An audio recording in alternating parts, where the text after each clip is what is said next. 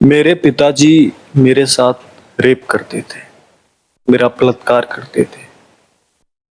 मुझे जब भी बाहर से आते थे तो बहुत मारते थे और मेरे साथ दुष्कर्म किया करते थे। कितना बेहुदा और कितना भद्दा सवाल है ना। पर आप देखो,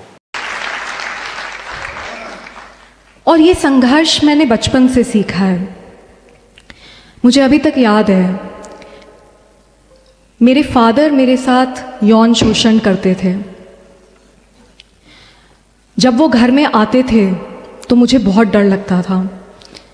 मुझे अभी तक याद है कितनी रातें मैंने बिस्तर के नीचे बिताई हैं, क्योंकि मैं डर के सहम के कांपती रहती थी और उस समय सोचती रहती थी कि मैं ऐसा क्या करूं जिससे कि ये जितने आदमी हैं जो लड़कियों के साथ गलत करते हैं उनको मैं सबक सिखा पाऊं।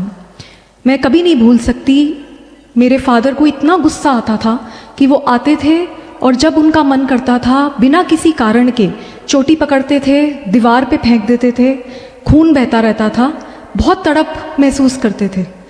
लेकिन पूरा समय उस तड़प से यही मन में चलता रहता था कि कैसे इस सिस्टम को बदलें, कैसे इन लोगों को सबक सिखाएं।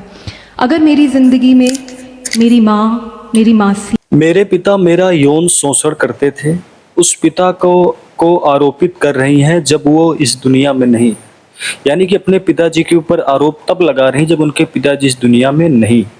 किसी का वक्त चरित्र हरण कर सकती है। सावधान, ऐसी महिलाओं को अपने घर, अपने दफ्तर या किसी भी अन्य कार्यक्रम में बुलाने से बचें। आगे चल के ये बीजेपी नेताओं को फंसाने वाली है। ये पोस्ट किया है आईपी सिंह ने।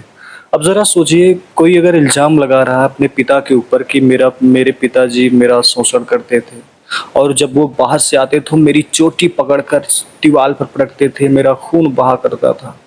ये बात तब खुलती है जब वो इस दुनिया में ही नहीं रहते और इसके बाद फिर आरोप लगाया जाता है। आरोप है, सच्चाई इसकी जानकारी मुझे नहीं है, पर जो ट्वीट में आया है, जो वीडियो सामने आया है, आपने देखा। आप अपना जवाब कमेंट में ज़रूर दीजिएगा।